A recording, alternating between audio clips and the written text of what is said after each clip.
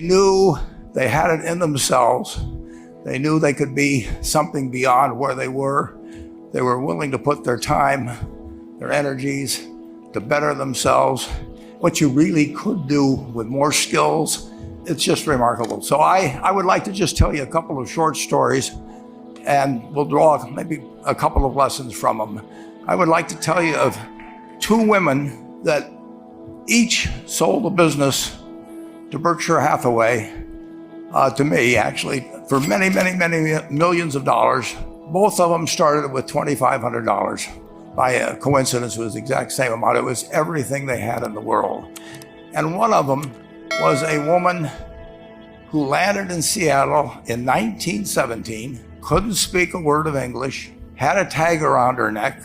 The tag said, Fort Dodge, Iowa. The Red Cross got her to Fort Dodge, where she was reunited with her husband who had come to the country a couple of years earlier. And she lived in Fort Dodge for 2 years.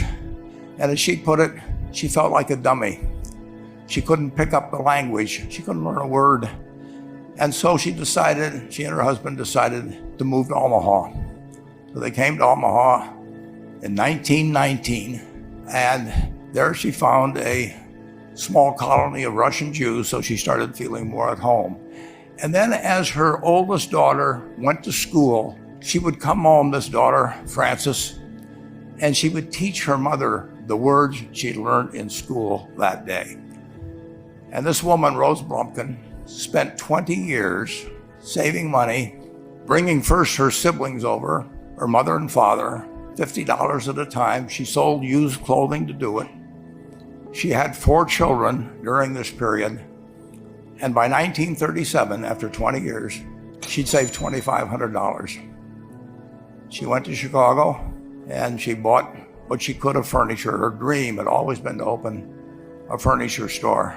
And this woman who had never gone to school one day in her life, with $2,500, but with the same spirit that the people in this room had about having a dream and working to accomplish that dream, she built a business which she sold to me in 1983 for $60 million approximately, and which did $1.5 billion worth of business last year. The 4th generation is working in that business. This woman, Rose Blumkin, she worked for me until she was 103. And then she retired and she died the next year, which is a lesson to all of Berkshire's managers that premature retirement, you can't tell what's going to happen. But Mrs. B, with her $2,500, one further fact about her, she could not read or write. And she went into a furniture business, and she didn't bring anything unique in furniture, but she brought a determination to succeed. She knew she could outwork anyone else. She knew she cared about her customers. She worked at very low gross margins, but she built this incredible business. And I saw one other woman who did a similar thing with $2,500. I paid her hundreds of millions of dollars for her business. So I decided to go to the source and get these people before, I don't want you guys coming around to me asking me hundreds of millions of dollars. I'd like to join in with you much earlier. So I've followed this group. And today I'd like to tell you about one other small business person. This person, I went to buy his business from him, and he turned me down, which was very wise. But this was a fellow who was born about 8 years before I was. He was born in 1922. We'll call him Jack, lived in the Midwest. He was a pretty good athlete, didn't like school much. And I'm going to tell you one thing early in the story. Maybe you can figure out who the guy was. The company he built hires more college graduates each year than any other company in the United States. And this fellow, who was destined for this but did not know it, Jack, went to college for a year and then dropped out. He really wasn't that interested in school. And the year he dropped out was 1941. And when the the United States became under attack. He went down to the Army Air Force recruiting station, volunteered, and they turned him down because he had hay fever. So he went over to the Navy and again volunteered, and they took him. They put him on an aircraft carrier. He flew small flight airplanes during World War II, got 2 distinguished flying crosses from the Navy, and then he came back to the Midwest. So now we've got a young guy. Probably by this time he would be 23 or 24 years old.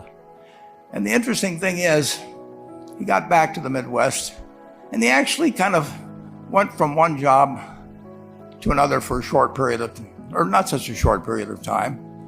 And he finally became a used car salesman at a Cadillac dealership in St. Louis, Missouri. And at age 35, having moved up in the organization, the sales organization, he said to his boss, "Could I go into car leasing business with you?" The boss said, "Well, if you'll cut your salary in half and you'll come up with," I think it was $25,000, which he borrowed, "we can become partners in a car leasing company." So my friend Jack started at age 35 in the car leasing business. And he had 7 cars. It was pretty slow. In fact, one of the things he did was whenever the phone rang, he let it ring 3 or 4 times so people would think that he was very busy answering other phones. And of course, it was the only call he was going to get all day. So his first venture was okay, but it wasn't really going to go anyplace. And there's a lesson in this for all of us. At age 40, he decided, with 17 vehicles, 17 cars, he was going to go into competition in the rent-a-car business. So now he's taking on Hertz and Avis and National and people like that who have hundreds and hundreds of thousands of cars. And he's got 17 cars, and his cars aren't any different than theirs. I mean, he's buying them from General Motors or Ford or Chrysler. And he can't get the airport locations. Those companies have them all sold up. But he was determined that he would basically offer the customer, can't offer him a different car, but he can offer them friendlier service than they've ever seen. And so he started a company. He named it after the battleship that he'd flown from in the Pacific, which was the USS Enterprise. And he died about a year and a half ago.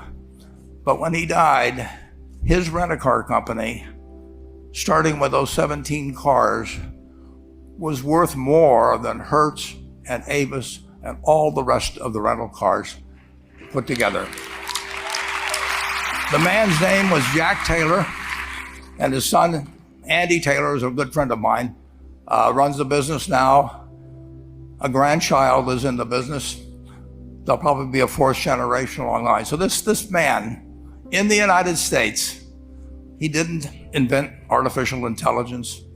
You know, he didn't do anything that, just like Mrs. B selling furniture, I mean, that any one of us could have entered those businesses.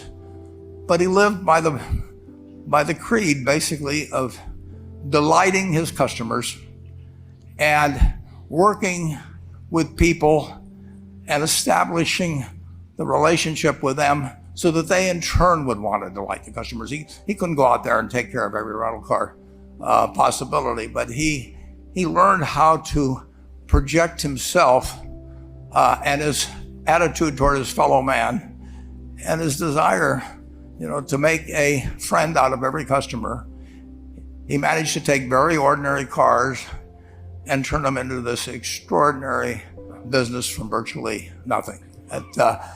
And it illustrates several points.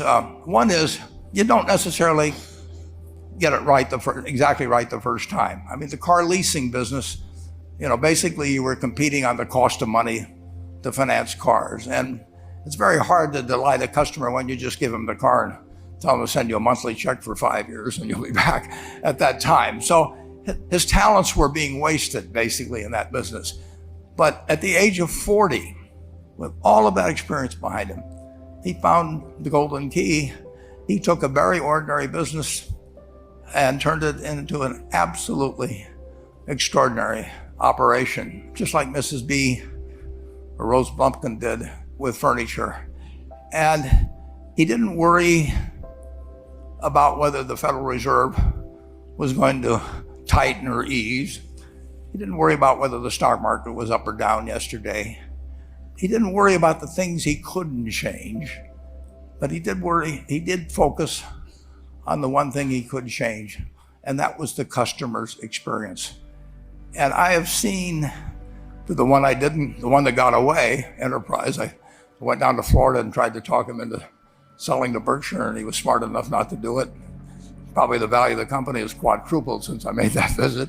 But he was smart enough to see that he would find that business. Henry Ford, as you may know, failed twice before he started the Ford Motor Company in 1903. I mean, the test isn't whether you get the greatest business idea in the world the first time out. The test is whether you keep learning as you go along what your strengths are and what you can do for your customers, what you can bring especially to the party.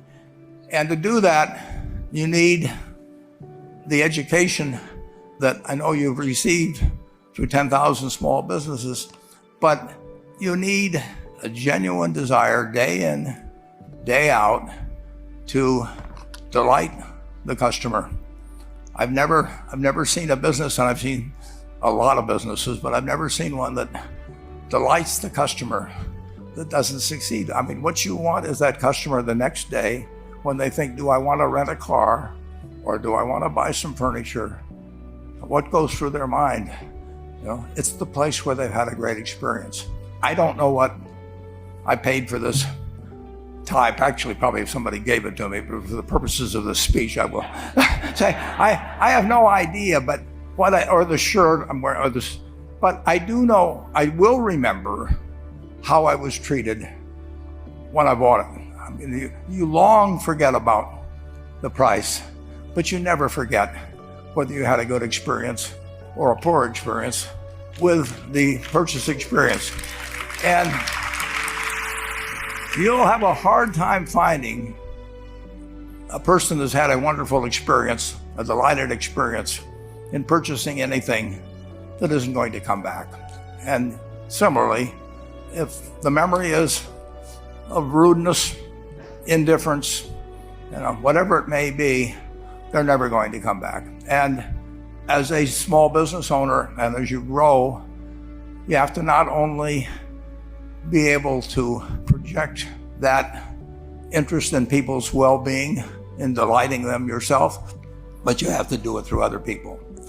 And you won't be able to do it through people who themselves do not feel they're being fairly treated, that their views aren't appropriately considered.